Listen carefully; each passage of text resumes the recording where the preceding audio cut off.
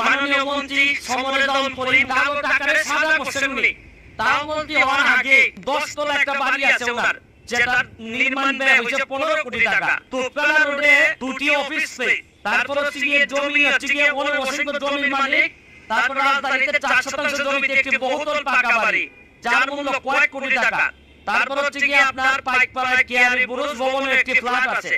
পিরোজপুরে আছে ওনার, নাজিরপুর আশেপাশের এলাকায় কোটি টাকার জমি ক্রয় করেছেন সমরেদন করি। এটা আমার সমস্যা যে জায়গায় হয়েছে, এত জায়গা থাকার পরও, সম্পদ থাকার পরও, ঢাকা শহরে এরকম 2-3টা বাড়ি থাকার পরও উনি মন্ত্রী হওয়ার 1 মাস 2 দিনের মধ্যে আবার রাজুক থেকে প্লট বরাদ্দ দিয়েছেন।